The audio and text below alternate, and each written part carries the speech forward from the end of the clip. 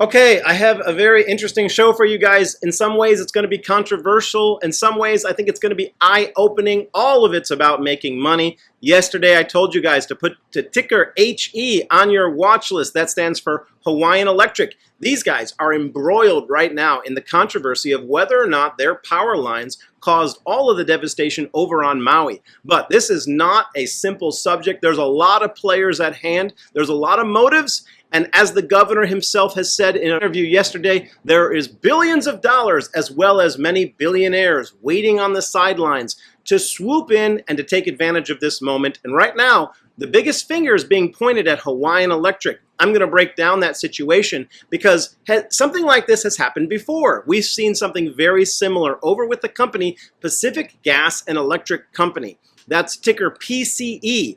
And they've created a roadmap telling us how this situation with Hawaiian Electric might play out.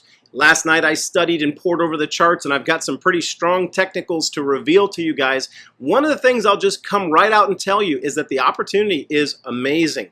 When PCE fell to its lowest price, I'm going to tell you guys how long it took to get there and how that might affect this HE play. But when it got down to its lowest price, it, over a 3-month span, shot up 466%. And so yes, there's an opportunity right now if HE gets beat down for it to go up way higher than it's sitting right now. But we got to figure out when to get into it. When is the best price? I'm going to tell you guys what that is. Now, last night, I took a small position, and this morning, it's up 12%.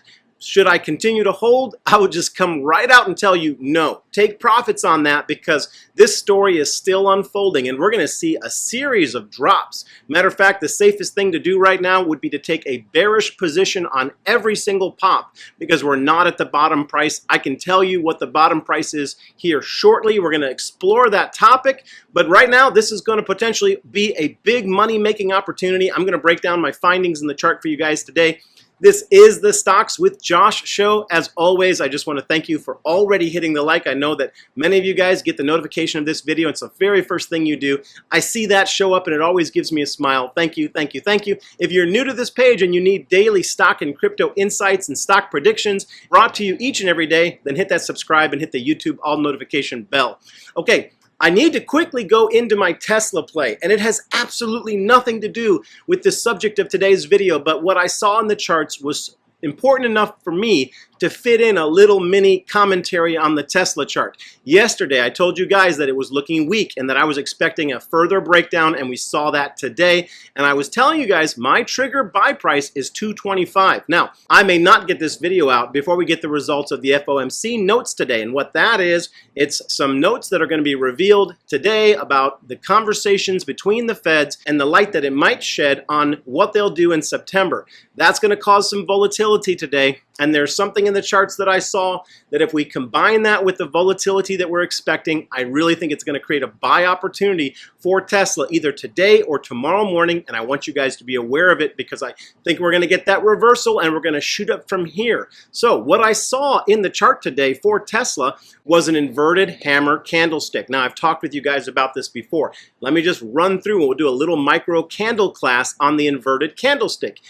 The candlesticks by themselves, when they appear in the chart, don't really mean anything. You want to see where they appear in the chart. And in this case, it appears after a pretty strong correction in Tesla. We've come down over 22% in Tesla, and now this inverted candlestick appears, and that's what creates a buy signal for us. So let me just give you the signal definition for an inverted candle. An inverted hammer candlestick pattern, or an inverse hammer, is a candlestick that appears on a chart when there is pressure from buyers to push an asset's price up.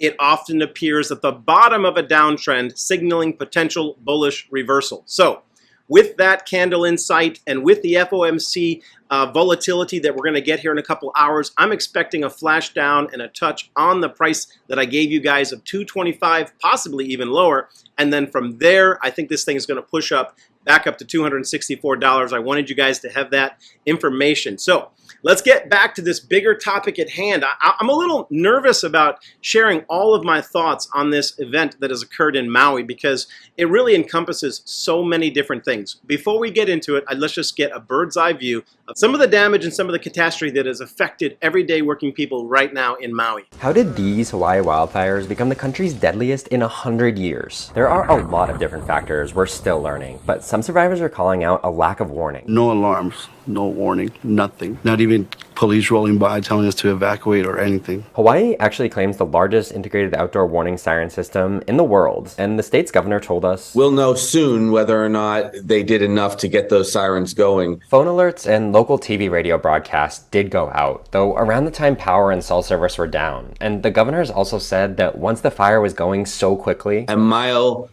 per minute, that it may not have made a big difference. We have doubts that much could have been done with a fast-moving fire like that. So others are blaming the state's electric utility for not de-energizing power lines. Preemptive shutoffs have become routine in California when the weather might damage equipment and spark a wildfire. That wasn't done here, and a class action lawsuit was already filed alleging destruction could have been avoided. That utility, Hawaiian Electric, doesn't comment on pending litigation, but they did say they followed high wind protocols. And overall, the source of this fire has yet to be identified. I've watched probably 100 of those videos in the last week, each one of them bringing me to a place of great sorrow. People have lost their lives, and there's so much controversy that's coming out of individual accounts of people right there on the ground. I've seen a video the other day of a woman who was watching out her window right in the center of all of it, wondering whether she should leave. She had just a couple kids and a cat. There was nobody else at home. She's filming and she notices the fires is just getting closer and closer to her. She says to herself in the camera, "But why haven't they sounded the alarm?" There is a siren that goes out warning people to leave the area because this is a shoreline. There could be a tsunami. There could be all sorts of dangers. They have a warning system. And she sat there in wondering, filming, saying, "Why isn't the alarm going off? Should I leave?"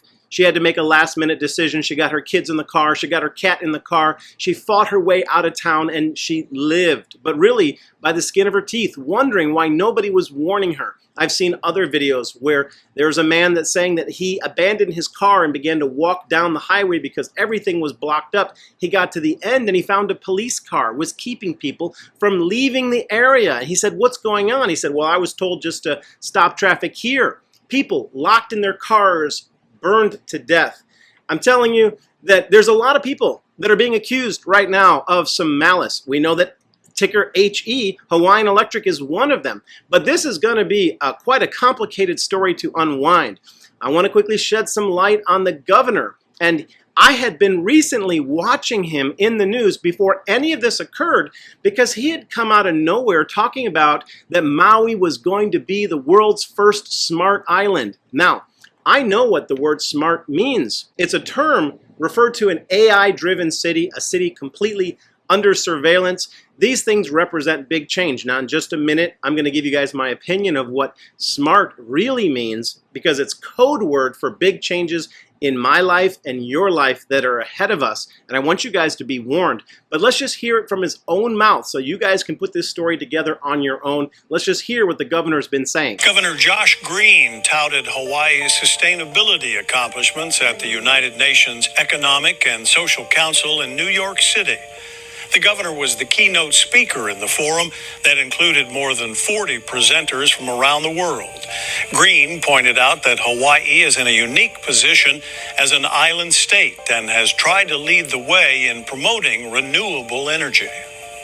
We tried to lead on energy and climate. We were the first state to mandate 100% renewable energy for electricity. So it's, again, an opportunity as a small state with technically a small footprint, but we do punch above our weight a little bit because of our position in the Pacific.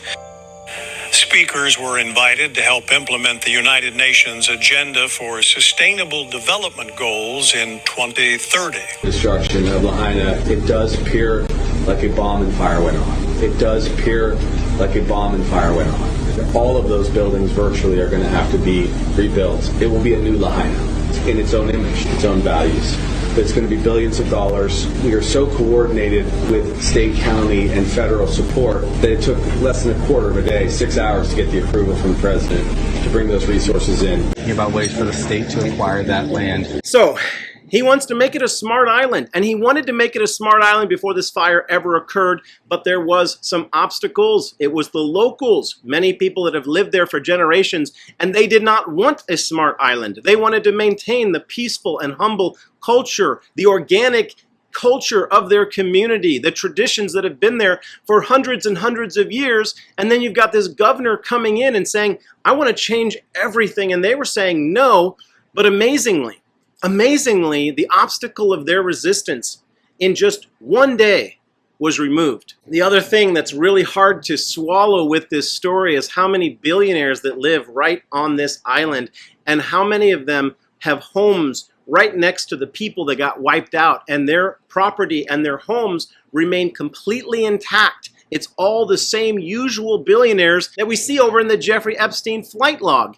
All of these guys somehow got out of this unscathed, and all of the local families, the people who are not billionaires, whose families have had control of their little piece of paradise for generations, somehow they were the ones that were killed. They were the ones locked in their cars. They were the ones whose properties burned to absolute ash. You know, this is a very heated subject for me, guys. My two daughters and their husbands, I have two daughters that live in Oahu. My mom's family is from the Hawaiian Islands. They've been there for generations. I myself grew up going to the islands regularly for summer vacation. So I have a fair amount of opinion, family, and traditions and history in the islands. And so I'm not going to make this video about that. But I'm just going to tell you guys, smart really means for you and me, it means when he said he wanted to make it a smart island, I want you guys to replace smart with the word control. And so what it really is, it's a highly controlled government experiment island. And let's just remove the word control, because depending on who's in charge of these powers of surveillance, we could just put the word prison island, right? Josh, you're getting crazy, Josh. It's not the case. I don't know, man. We've got burnt up bodies on the highway. We have a lot of malicious characters, and so I just don't have the trust for them. And you know what? The other thing that I've seen videos of, police officers who are giving passes for local residents to go back to the remnant of their properties, and all of a sudden, I saw a couple videos on this. The police officers got a call from headquarters and said, don't give out those passes. Just stop. And so the officer says, you know, on an intercom to a crowd of people, these are their homes. This is their property. They've lost everything. They're just they got out with their lives. They're trying to return to the scene. And he's saying, you know what? We've been told stop. No access to their own property. The government's in control now. A lot of things are very, very concerning. I'd like you to put yourself in their position and ask yourself how you would feel, whether or not you could trust these people who have been telling you that they wanted to already change your way of life, and then one morning you wake up and your life's completely changed. And these are the ones that you have to trust to bring things back into order for you. The governor said out of his own mouth that there was billions of dollars waiting on the sidelines to come in, and he threw the idea out there that perhaps these would just be lands that were pulled aside, that nobody would live on. They would be state-controlled lands, maybe a park system of some sort. Guys, they're taking the control away from the landowners that refused to sell to them. Okay, that's as much as I'm going to cover on that. That's the backdrop. Who asked the question, who is responsible for this? Now, so far, the one group that is being held responsible the most, it's not the politicians, it's not the billionaire, it's not the governor, it's not any other foreign actor, it's Hawaiian Electric. And that's the one who's really facing some heat. So let's get into their liability, because we're going to be looking at their stock today. Just yesterday alone, Hawaiian Electric dropped 31%. And you guys, I've been talking to you a lot about the volume. Do you know what kind of sell volume was on that 31%? 7,000%. I haven't seen a sell volume like that. I don't even remember how long. 7,000% increase in sale volume going to the downside. That's a massive warning. Before you buy, let's look at these charts. Let's figure things out, because when the price drops with a 7,000% increase in volume, you know something is up.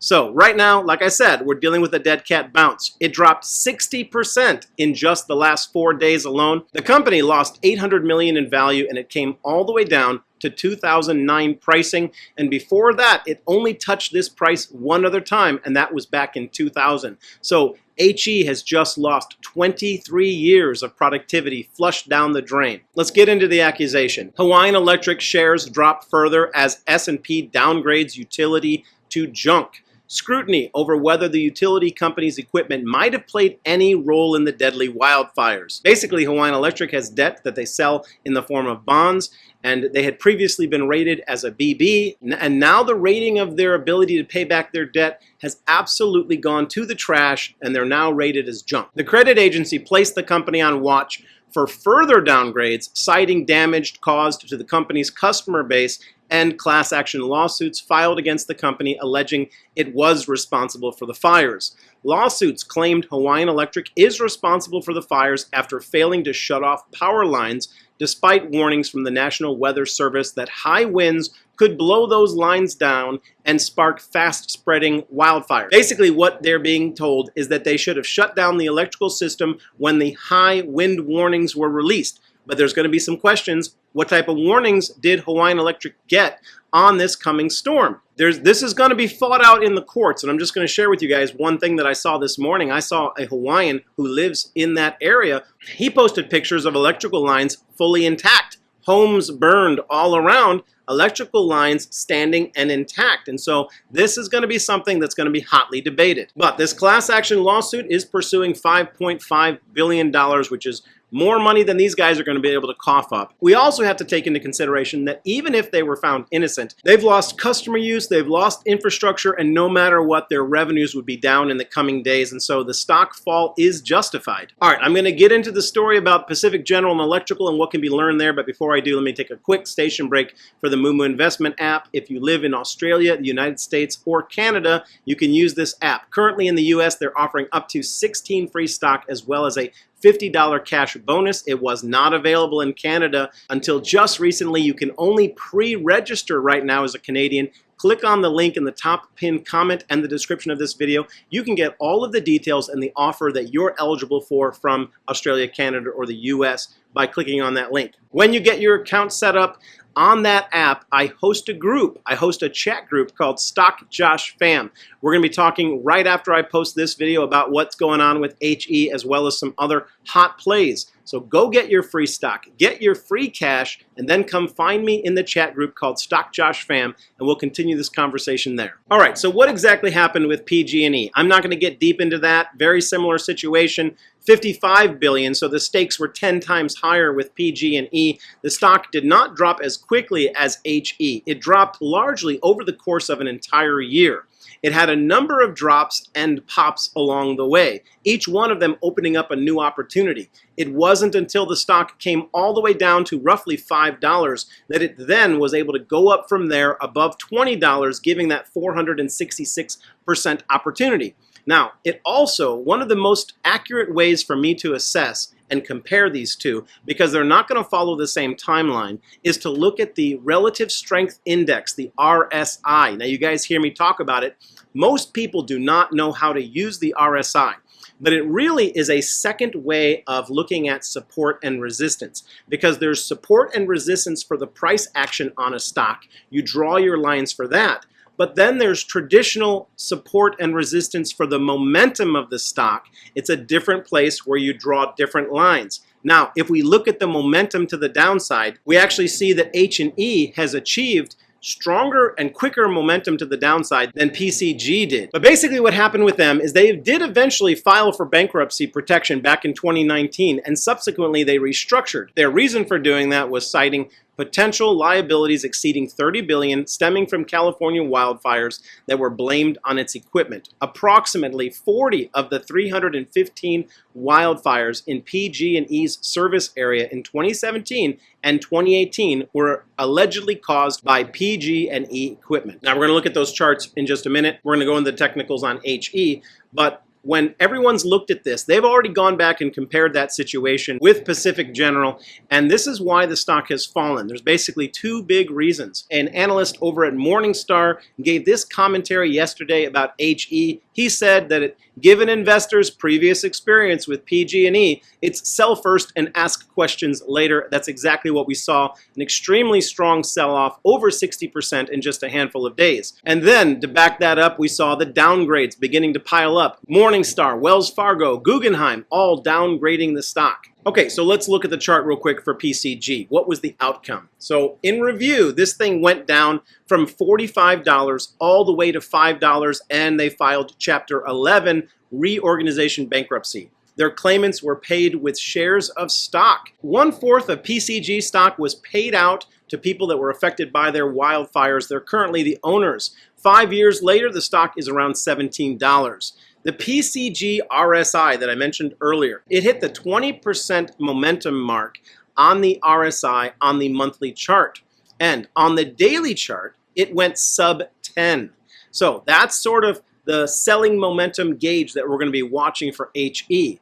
It found support back at 2001 prices, very similar to what I'm going to predict for you guys on HE. In the course of time, PCG had a number of notable pops. It popped 50%, which I'm calling a dead cat bounce. And then after 30 days after that, it dropped 80%. And that was the biggest and final drop. And then after that, it went up 466% in 3 months. And so just taking a quick glance at that chart, it tells us that we need to get in at the right price and that there's going to be opportunity to make money on the downside, but you want to make sure that you get in when this thing is getting closer to being resolved. So it's sell every pop, sell every rip right now on HE. All right, let's look at the HE technicals. Guys, I'm going to tell you that there is historic support at $12. We fell beneath $14 in after-hour trading yesterday, and today we popped back up above $16. But yes, this thing absolutely will get sub $12, and I specifically, because that's a historic support.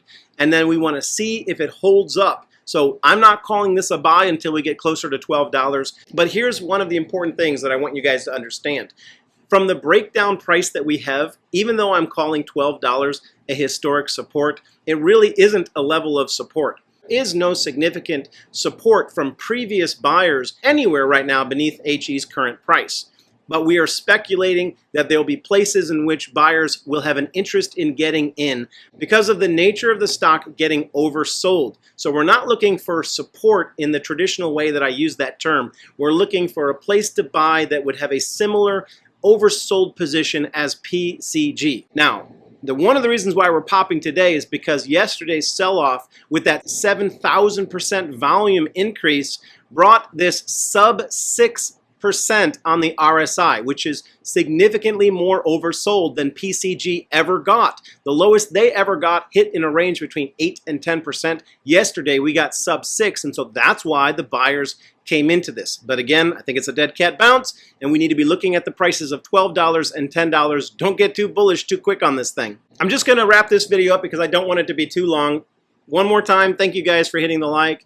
Hit that subscribe to get follow-up videos on this opportunity. The controversy surrounding this is not going to go away. There's a huge lack of distrust for power in this country today. We've seen that with the popular song that's been going viral by Oliver Anthony, which was really just expressing most working class people's distrust of government and the politicians, the rich men north of Richmond.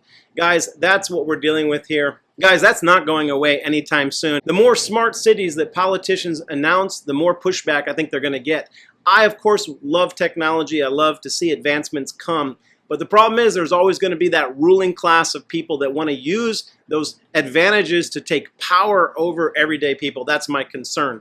Guys, I hope this video was helpful. I'd love to hear from you in the comments if you think I should begin to wear an aluminum hat if I've gone too conspiracy theory. I'm sorry, I just don't have trust of some of these people and some of these activities that occur. There's a lot of people on the ground level saying that they don't either. They're concerned, and I'm concerned for them. We're going to be watching HE. I'm going to be giving you guys more updated videos on this subject. Sound is performing really well. We saw a move above that 200-day moving average. I'll get into that again. People have been asking me about APLD. APLD is in a buy zone between $6.50 and $5.50. This stock's going to pop. You guys know that they're going to get one more big multi-million-dollar contract and it's going to be right back up to $10. Don't sleep on APLD. Just because I haven't covered it recently doesn't mean I'm not taking a position. That's all I've got for you guys today. I'd love to hear from you in the comment. Give me your thoughts on this subject. Give me your thoughts on whether HE is going to be a good investment at any price or whether you're not going to touch it with a 10-foot electrical pole. If you're going to do anything with Tesla, Sound, APLD, I'd love to hear from you guys in the comments. As always, peace and blessings. See you in the next video.